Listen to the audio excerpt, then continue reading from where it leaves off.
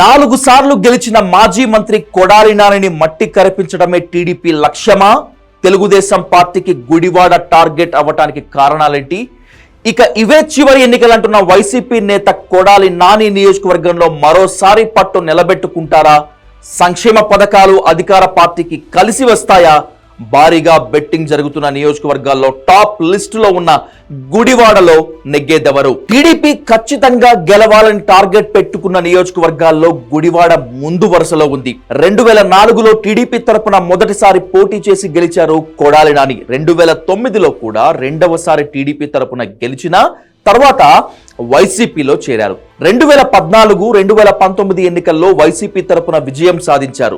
గుడివాడ నుంచి వరుసగా 4 సార్లు అసెంబ్లీకి ఎన్నికయ్యారు. జగన్ మంత్రివర్గంలో 3 ఏళ్లు మంత్రిగా పనిచేశారు. వైసీపీ అధికారంలోకి వచ్చినప్పటి నుంచి ప్రతిపక్ష తెలుగుదేశం చంద్రబాబుపై దూకుడుగా వ్యవహరించారు. తూటాల్లాంటి మాటలతో ప్రత్యర్థులను ఊచకోత కోశారు. టీడీపీని ఇరుకున పెడుతున్న వైసీపీ నేతల్లో కొడాలి నాని మొదటి వరుసలో ఉన్నారు. దీంతో టీడీపీ మోస్ట్ వాంటెడ్ లిస్ట్ లో గుడివాడ ఉంది. ఈ నియోజకవర్గంలో టీడీపీ జెండా ఎగరవేయటం ద్వారా కొడాలికి ఓటమి అంటే చూపించాలని టీడీపీ అధిష్టానం తహతహలాడుతోంది. అందులో భాగంగా ఆర్థిక కుల సమీకరణలు లెక్కలు వేసుకుంటున్న తరువాత వెనిగండ్ల రామును బరిలోకి దింపింది. 2019 ఎన్నికలతో పోల్చుకుంటే 2024 ఎన్నికల్లో గుడివాడలో పోలింగ్ భారీగా నమోదైంది. 2019లో 79% పోలింగ్ జరిగితే ఈసారి 82.51% నమోదైంది.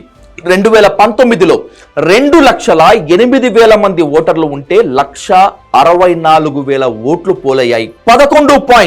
11.8% ఎక్కువ ఓట్లు పోలవటంతో కొడాలి నాని విజయం సాధించారు. 2024లో 2,04,000 మంది ఓటర్లు ఉంటే 1,68,000 మంది తమ ఓటు హక్కును వినియోగించుకున్నారు. మగవాళ్ల కంటే మహిళలే పెద్ద సంఖ్యలో ఓట్లేశారు. ఓట్ల శాతం కూడా గతంలో కంటే ఎక్కువగా నమోదైంది. మహిళల ఓట్లు పెరగడం తమకు కలిసి వస్తుందని, వైసీపీ ఓట్ల శాతం పెరగడం తమకు బెనిఫిట్ అని టీడీపీ అంచనాలు వేస్తున్నాయి.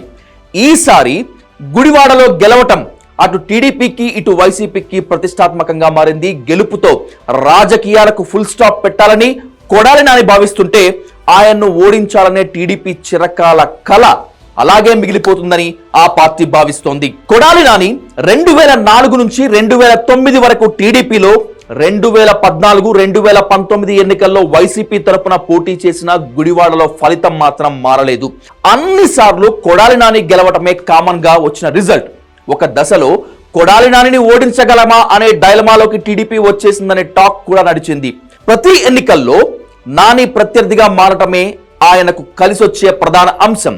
కొత్త వాళ్ళు వచ్చి ఎన్నికలకు సిద్ధమయ్యే లోపుగానే ఎన్నికలు పూర్తవటంతో కొడాలి నాని గెలుపు నల్లేరు మీద నడకలాగా మారింది. 2024లో టీడీపీలో గుడివాడలో ఎట్టి పరిస్థితుల్లో పాగా వేయాలనే టార్గెట్తో వెనిగండ్ల రామును 2 ఏళ్ల ముందుగానే నియోజకవర్గానికి పంపింది టీడీపీ. కమ్మ సామాజిక వర్గానికి చెందిన రాము ఎస్సీ వర్గానికి చెందిన మహిళను పెళ్లి చేసుకున్నారు. దీంతో ఇది కొంతవరకు రాముకు కలిసి వచ్చే అవకాశం ఉంటుందని ఆ పార్టీ లెక్కలు వేసుకుంటుంది. వెనిగండ్ల ట్రస్ట్ పేరిట రాము నియోజకవర్గంలో సేవా కార్యక్రమాలను ప్రారంభించారు. ఆ తర్వాత టీడీపీ కార్యక్రమాలను కూడా నియోజకవర్గంలోని జనంలోకి తీసుకువెళ్లేలా చేశారు. కొడాలి నాని మంత్రిగా పనిచేసిన నియోజకవర్గాన్ని అభివృద్ధి చేయలేదనే విమర్శలు ఉన్నాయి. వెనిగండ్ల రాము చర్చీలు, మసీదులకు విరాళాలు ఇస్తూ పట్టు పెంచుకునేందుకు ప్రయత్నించారు.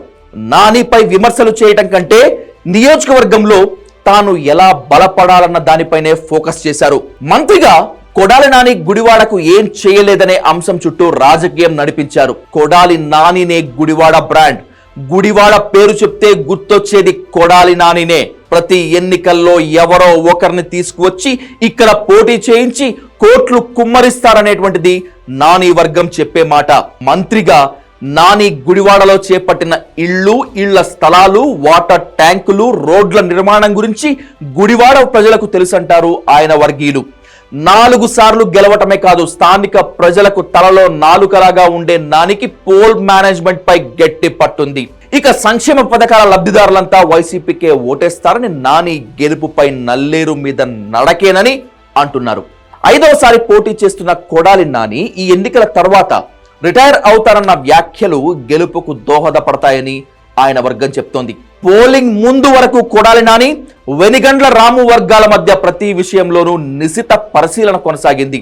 చివరికి కొడాలి నాని నామినేషన్ సరిగ్గా వేయలేదనే ఫిర్యాదులు, వెనిగండ్ల రాము ఓటర్లకు ప్రత్యేక స్లిప్లను పంపిణీ చేస్తున్నారనే రచ్చ నడిచింది.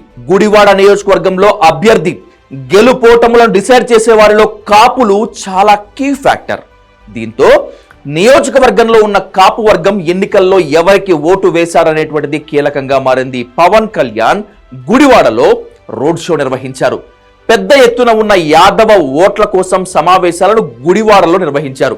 వరుసగా 4 ఎన్నికల్లో గెలిచిన కొడాలి నానికి ప్రతిసారి మెజారిటీలో మార్పులు వచ్చాయే తప్ప గెలుపు మాత్రం ఆయన్నే వరించింది. కొడాలి నాని స్థానికుడు కావటం ఆయనకు కలిసొచ్చే అంశంగా ఉంది.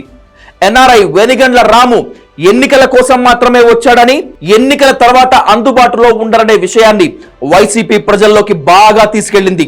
మాజీ ఎమ్మెల్యే రావి వెంకటేశ్వరరావు, వెనిగండ్ల రాము వర్గాల మధ్య కుదరని దోస్తీ కూడా కొడాలి నానికి కలిసి రావచ్చు.